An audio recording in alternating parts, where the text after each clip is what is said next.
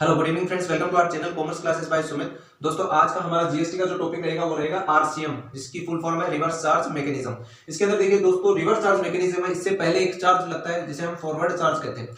Forward charge वो होता है जिसके अंदर एक शॉपकीपर है, वो कस्टमर को कोई गुड्स या सर्विस है वो प्रोवाइड करता है, उसके अंदर उसका जो बिल बनता है, इनवॉइस बनता है, उसके अंदर वो जीएसटी मेंशन करता है। मेंशन करने के बाद में जो कस्टमर है वो केवल उस जीएसटी का पैसा देता है और शॉपकीपर है वो अपने हस्ते गवर्नमेंट को जमा करवा देता है। लेकिन इस केस में उल्टा होता है। इस केस में ऐसा होता है कि एक शॉपकीपर होता है, वो कस्टमर को जो गुड्स या सर्विस प्रोवाइड करता है, इसके अंदर जो जीएसटी का जो पैसा जो टैक्स बनता है उसके अंदर वो शॉपकीपर नहीं जमा करवाकर बल्कि वो उस उपभोक्ता से जमा करवाता है टैक्स, यानी वो खुद उस जीएसटी को टैक्स को गवर्नमेंट को जमा करवाता है। तो ये केस फॉरवर्ड चार्ज से बिल्कुल विपरीत होता है, बिल्कुल विलोम होता है, बिल्कुल उल्टा होता है, अपोजिट होता है, इसलिए इसे रिवर्स चार्ज मैकेनिज्म कहते हैं।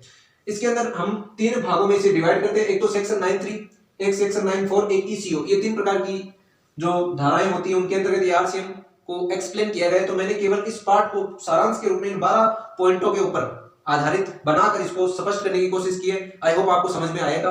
तो पहला पॉइंट है under unregistered to registered person. अगर अनरजिस्टर्ड शॉपकीपर है वो किसी रजिस्टर्ड कंज्यूमर को अगर गुड्स है या सर्विस दे रहा है तो इस केस में क्या होगा, जो शॉपकीपर है वो उस जीएसटी को जमा नहीं करवाएगा, बल्कि ये जो रजिस्टर्ड पर्सन है वो गवर्नमेंट को उस जीएसटी को जमा करवाएगा। दूसरी है एडवोकेट सर्विस, यानी हम किसी एडवोकेट से अगर सर्विस ले रहे हैं तो वो एडवोकेट खुद उस जीएसटी को जमा नहीं करवाएगा, बल्कि जो उस सर्विस को प्राप्त कर रहा है रेसिपिएंट है वो उस सर्विस के बदले जीएसटी जो गवर्नमेंट को जमा करवानी है वो उसे जमा करवाएगा।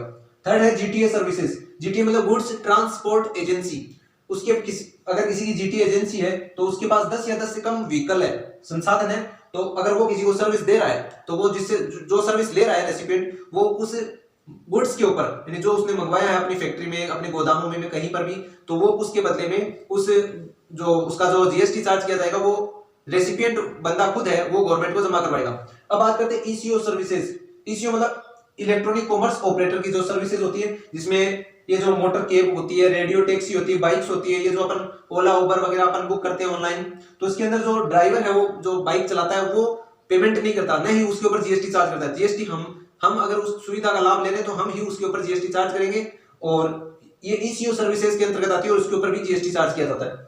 पांचवें नंबर पे आता है OIDAR, online information database access retrieval services. इस ओआईडीएआर की फुल फॉर्म है, अगर हम ऑनलाइन कोई इंफॉर्मेशन डाटाबेस एक्सेस कर रहे हैं और उसके ऊपर हमारा कोई चार्ज लग रहा है तो उसके ऊपर भी जो जीएसटी चार्ज किया जाएगा तो वो जीएसटी है वो हम चुकाएंगे, यानी हमने वो सर्विस है वो इंफॉर्मेशन है वो हमने प्राप्त की है तो हम रेसिपिएंट हुए तो हम ही उस जीएसटी को चार्ज करेंगे अंडर आरसीएम एक्ट के अंतर्गत। ठीक है, अब बात करते हैं डायरेक्टर सर्विस। अगर कोई डायरेक्टर है, जैसे कोई कंपनी का हो सकता है, कोई मूवी का डायरेक्टर हो सकता है, कोई स्कूल का हो सकता है, किसी का भी डायरेक्टर हो सकता है, अगर उसकी कोई सर्विसेज है, अगर उसको भुगतान किया जा रहा है तो उसका जो जीएसटी बनता है वो भी जो प्राप्तकर्ता कौन होता है, जो जीएसटी मतलब वो जो सर्विस दे रहा है उसको जमा करवानी पड़ती है। 7 नंबर पे बात करते हैं आर्बिट्रल ट्रिब्यूनल, यानी मध्यस्थ न्यायाधिकरण। इसे हिंदी में कहते हैं मध्यस्थ न्यायाधिकरण। जैसे कोई दो व्यक्ति लड़ रहे हैं, उनका विवाद हो रहा है, उनका डिस्प्यूट हो रहा है, तो उनके बीच में कोई तीसरा व्यक्ति जाता है और उनको सुलह करने की कोशिश करता है, चाहे लीगली हो चाहे इलीगली हो, उनका सुलह करता है तो उनकी कोई सर्विसेज चार्ज की जाती है तो उसके ऊपर भी रेसिपिएंट जो बंदा होता है उसको जीएसटी चुकाना पड़ता है। तो ये आती है आर्बिट्रल ट्रिब्यूनल सर्विसेज के अंतर्गत।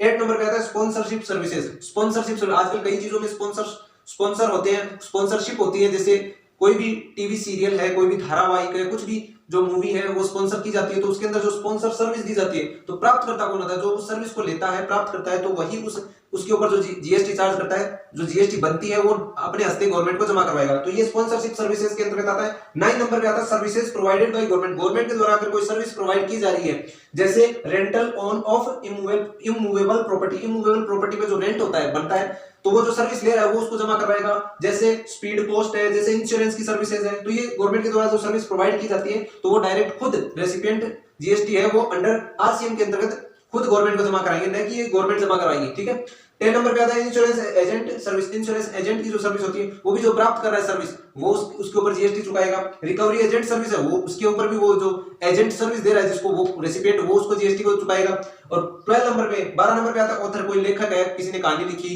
है, कोई फोटोग्राफर है या कोई म्यूजिशियन है, कोई सिंगर है, तो इनको जब सर्विस दी जाती है तो इनका भी जो जीएसटी चार्ज किया जाता है, जिसने इनको हायर किया वो उनकी रकम के ऊपर जीएसटी वो चार्ज करता है। तो ये 12 पॉइंट मैंने आपको समझा दिए, समझ में आ जाएगा। वीडियो को लाइक कर देना, शेयर कर देना और चैनल को सब्सक्राइब जरूर कर देना। अगली वीडियो जल्द ही लेकर प्रस्तुत होगी।